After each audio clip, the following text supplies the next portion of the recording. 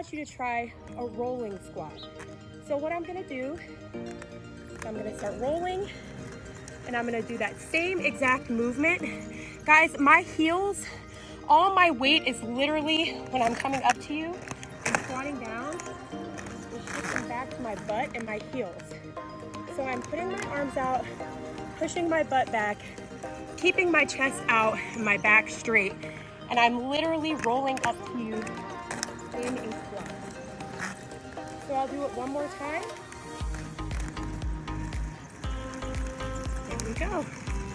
All right, so again, we did our stationary squat, which is just starting with our feet shoulder width apart, arms out, going down into a seated position.